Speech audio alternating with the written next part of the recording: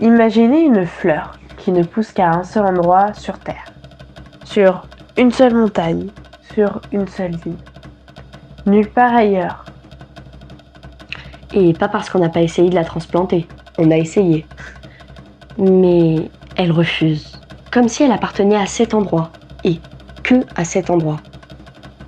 Et si je vous disais qu'il y a une légende derrière ça, une histoire d'amour, de trahison, et d'une femme qui décide de laisser une trace éternelle. Vous me croyez ? La Polynésie française, c'est 118 îles dispersées dans le Pacifique. Des milliers de kilomètres d'eau entre chaque terre. Et au milieu de tout ça, il y a Raiatea, une île que les Polynésiens considèrent comme sacrée, le berceau de leur civilisation. Et sur cette île, il y a une montagne, le mont Temeani. Une montagne couverte de brume avec au sommet un plateau, d'où on voit Bora Bora, Taha et l'océan jusqu'à l'horizon. Et sur ce plateau pousse une fleur, le Tiare Apetai. 5 pétales blancs asymétriques, en forme de main ouverte. Et ça, ce n'est pas un hasard. Avant de parler de la légende, il faut comprendre la place de la tiare en Polynésie. Parce que ce n'est pas juste une jolie fleur. En tahitien, tiare veut dire fleur. Donc quand on dit fleur de tiare, techniquement on dit fleur de fleur.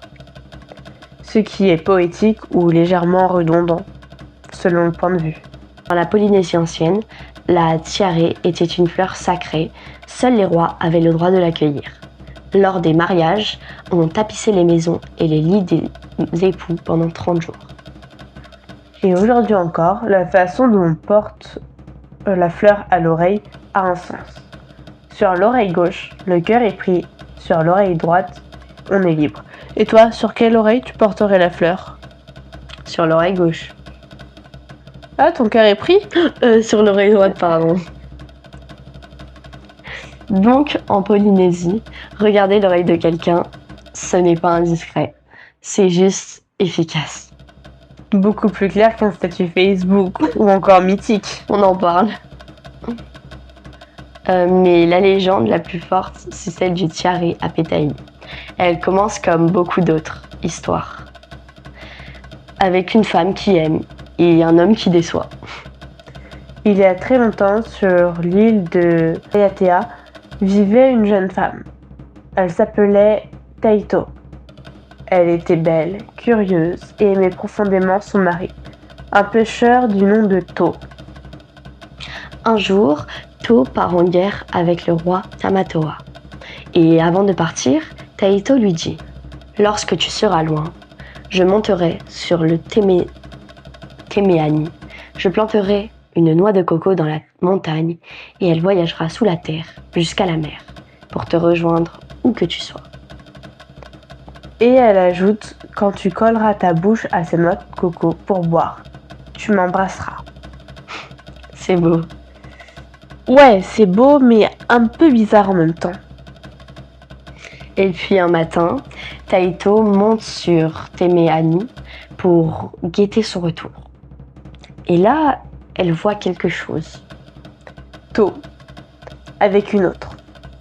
Et à ce moment-là, quelque chose se brise. Debout sur le plateau de Temeani, Taito plante son bras droit dans la terre. Et elle dit « To, tu m'as trahi. Je te laisse un signe de notre amour. Cette fleur, à la forme de ma main droite.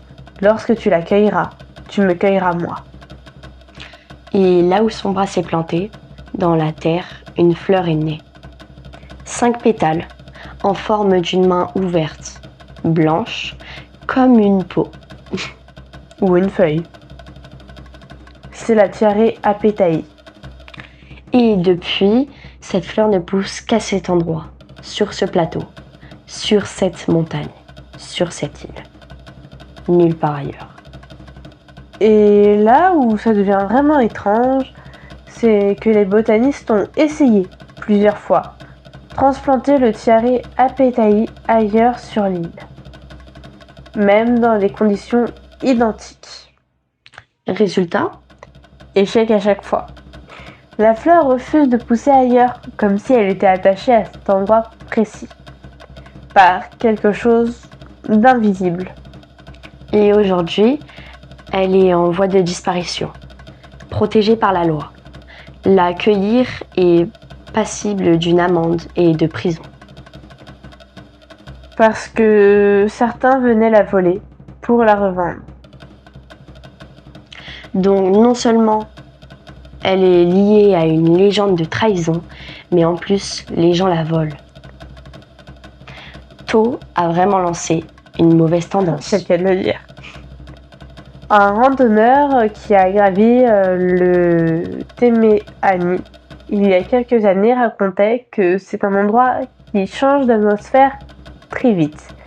Le matin, tu pars sous le soleil et en moins d'une heure, la brume arrive silencieusement.